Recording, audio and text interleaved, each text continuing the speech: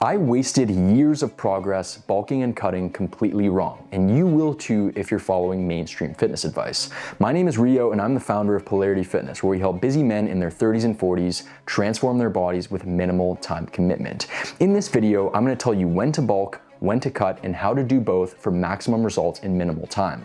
If you're a bodybuilder who wants to take steroids and live in the gym, this channel is not for you. But if you want to build an aesthetic body without living in the gym, you're in the right place. Let's get started. Bulking is when you eat in a small calorie surplus to build muscle. A calorie surplus means eating more calories than your body burns each day. Cutting is when you eat in a calorie deficit to lose body fat. A calorie deficit means eating fewer calories than your body burns each day. So you're heading into bulking right now. Yeah. How do you expect that to affect your workouts going forwards? So when you transition into a bulk, your strength gains are a lot more consistent. When you're cutting, you a lot of times don't make any strength gains, especially if you have some training experience. You're already very lean. So I'm just expecting to make more significant progress week by week. If you want to gain muscle, you need to gain weight. And the only way to gain weight is to eat in a calorie surplus. Muscle is not built out of thin air. Conversely, to lose body fat, you need to eat fewer calories than your body burns each day. So last week I got 225 for 6 reps on my top set on bench. So in this workout, I'm gonna try and get 225 for 7.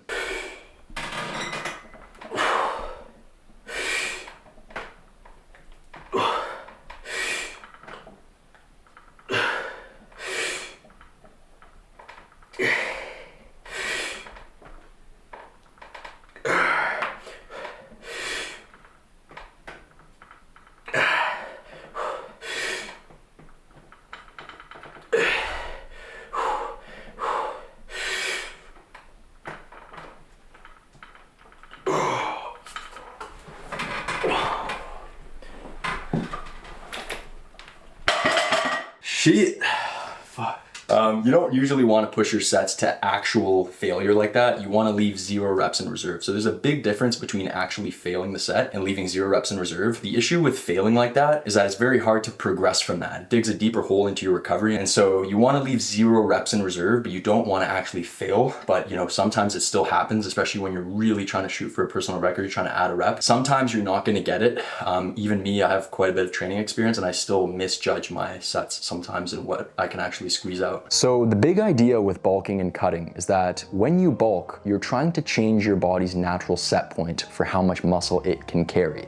And so when you're cutting, you're trying to trim off the body fat that you inevitably gain through your bulking phase. And so the idea behind the bulking and cutting phases is that when you're bulking, you're changing that set point and you're packing on muscle mass, and then you're trimming off the body fat while maintaining the muscle that you built. And so that process done cyclically over time and over years is what creates a really, really good body composition to where you have a lot of muscle mass and little body fat. So last week I got 200 pounds for 8 reps on my second set. And so in this workout, I'm gonna try and get 9 reps.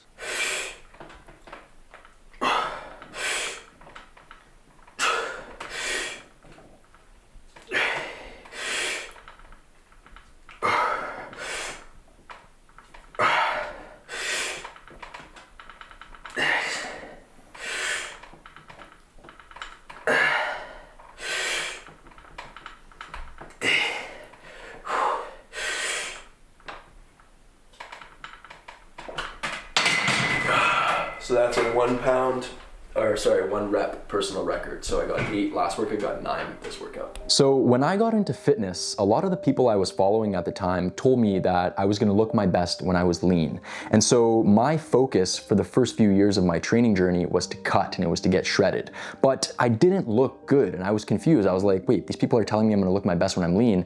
I'm lean right now, but I don't look good. And the reason was because I had no muscle underneath. And so it's very true that you will look your best when you're lean, but there is a huge caveat to that statement, which is that you will look your best when you're lean, and have a lot of muscle underneath. And when you're beginning your fitness journey, you don't have that muscle foundation yet. And the only way to build that muscle foundation is not to cut, but to focus on bulking. You very recently started your bulk. How are you feeling? Much better. It's nice to have the extra calories in my system, not just for training, but also for mood, for your testosterone levels. It's nice to have the extra calories, but it makes a massive difference on your training. Like when you're cutting for a while, training is not as fun. You know, you're not hitting personal records every week. Your strength is very much stagnant. A lot of times you lose strength. So when you have the extra calories, training is a lot more fun. You have the energy. You're always looking forward to your workouts, and you can actually make progress, which is the most fun part of weight training. Right now I'm working with 170 pounds on my bent over rows. Right now, I think last week I hit 11 reps, and so I'm working in the 10 to 12 rep range. So once I get both my sets to 12 reps, then I'll add 5 pounds.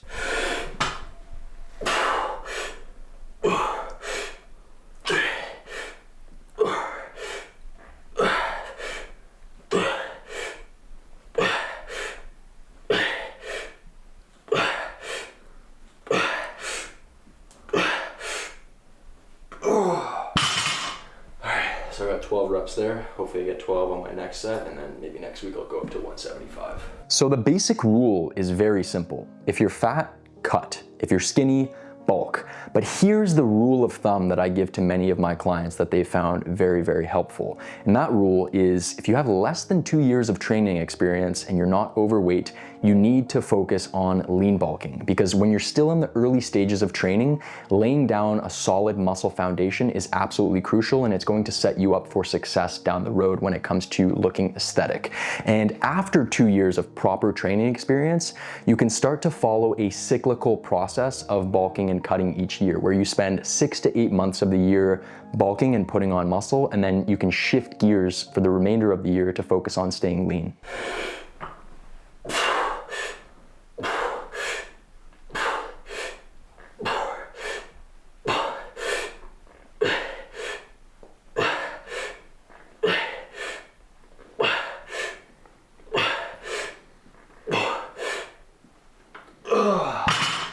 All right, so that's 12 reps on both sets. So I'll either next workout bump it up to 175 to try and get 10 reps on both sets, drop to the bottom of the rep range. Or if after I see the footage and I feel like it's not quite clean enough yet and maybe I was cheating a little bit, then maybe I'll just stay at the same weight for another week. The ultimate goal of training is progressive overload. And so tension is the primary driver of muscle growth. But the weights that you're using right now will at some point not produce enough tension to cause muscle growth, because they'll just become too easy. Your body will adapt. And so to keep muscle growth coming, you need to continue to increase tension levels. And the way you increase tension levels is by adding weight to the bar over time. And that's why progressive overload is the most important training principle by far. If you continue to lift the same weights, you'll continue to have the same physique. And that's why most people never achieve any results in the gym. They never build their dream physiques, because they're always lifting the same weights month after month, and that's because they're following mainstream bodybuilding instruction, and mainstream bodybuilding instruction just keeps most people in a constant state of stagnation and overtraining. So I'm gonna do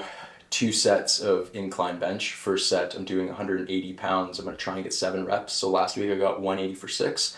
Try and add a rep here, and then we'll do my second back off set afterwards.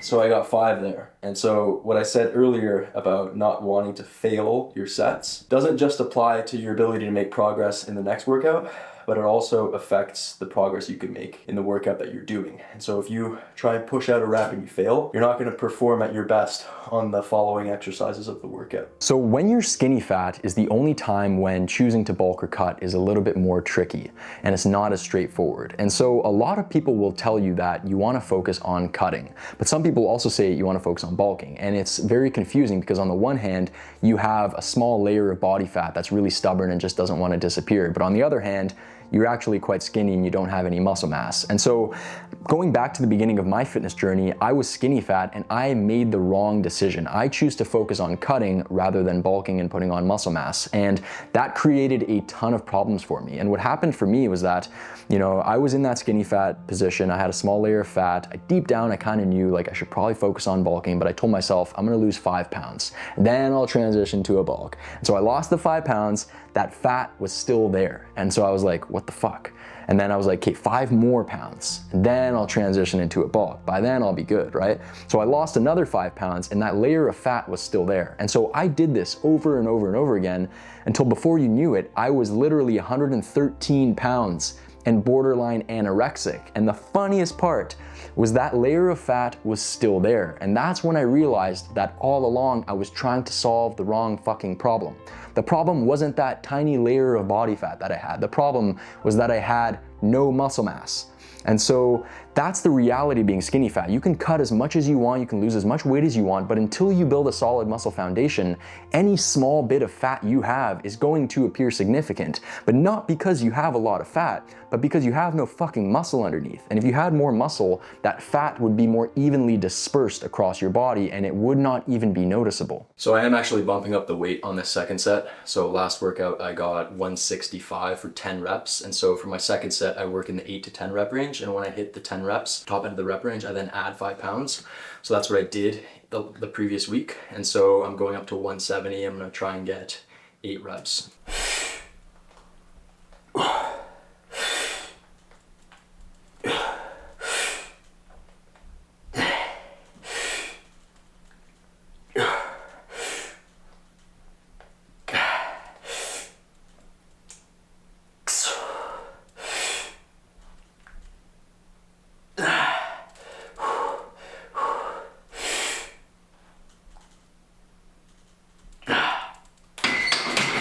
There we go. So that's a personal record. So the key to successfully bulking is to eat in a small calorie surplus every day. And so when you're in your first few years of strength training, you can put on about 2 pounds of lean muscle per month. And to facilitate that 2 pounds of muscle per month, the best calorie surplus is a 200 to 300 calorie surplus per day. So you wanna make sure you're eating at that 200 to 300 calorie surplus per day, but you're also gaining that 2 pounds on the scale every single month. So here I'm gonna be going for 75 pounds for 10 to 12 reps.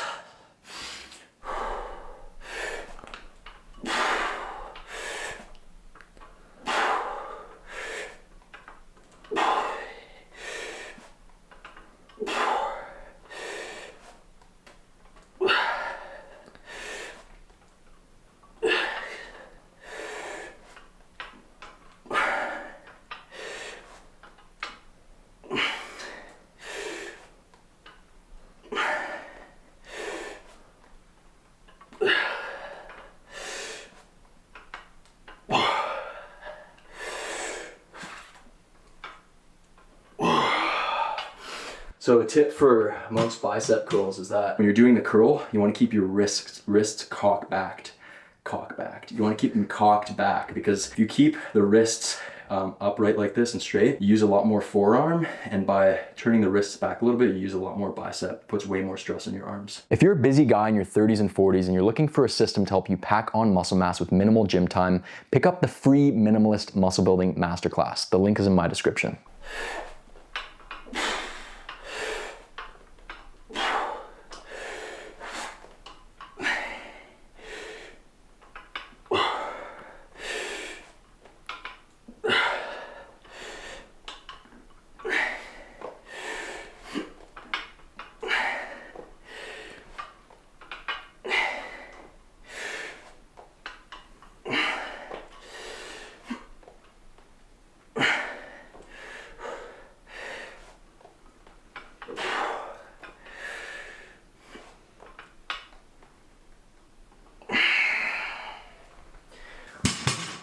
All right, so that's 2 sets of 12 with 75 pounds. So next workout, I'll either go up to 80 pounds and try and get a couple sets of 10, or maybe I'll micro load it and just add maybe a pound or 2. So the idea that you need to eat big to get big is a myth. And from my experience, all it does is make you fat.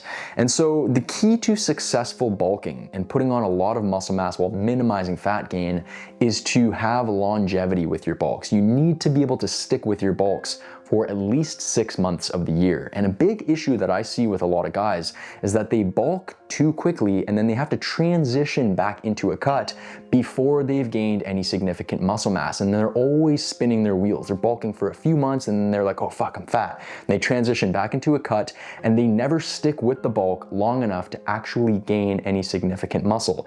And so some people say that by eating in a bigger calorie surplus and bulking more aggressively, you gain more muscle mass. But from my experience, even if that's true, by the time you finish cutting off all the excess body fat that you gained as a result of bulking so hard, you usually end up with the same net gain of muscle mass as if you were to just take it slowly and stay leaner throughout your bulk. So I'm gonna finish off this workout with a couple sets of rear delt flies for the shoulders.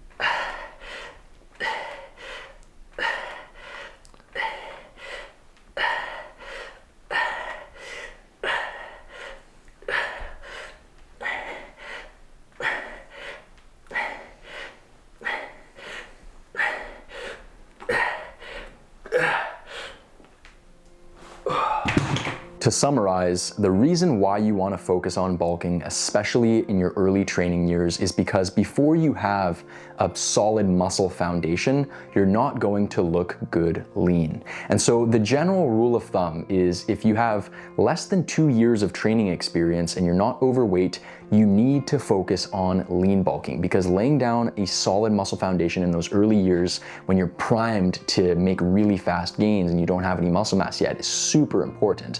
Then after 2 years of proper training experience and proper bulking, you can transition into following a more cyclical process of bulking and cutting, to where you spend 6 to 8 months of the year focusing on bulking and putting on muscle mass, and then you can transition for the rest of the year and focus on staying lean. And the best way to bulk is to eat in a small calorie surplus each day of around 200 to 300 calories, and you want to focus on gaining 2 pounds per month on the scale.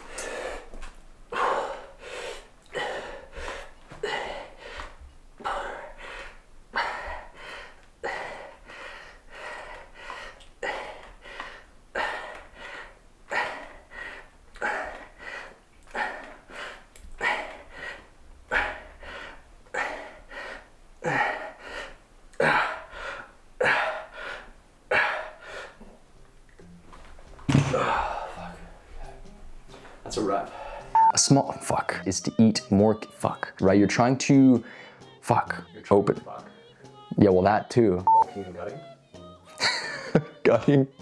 Gutting? Bulking and gutting. I'm not quite familiar with bulking and gutting. That will help you pack. Is that what it is? The first fuck you in the cunt. Everything right, not the fucking call to action. The simplest part of fuck the script. Fuck! The link is in my description. Fuck you. Let me do that one more time.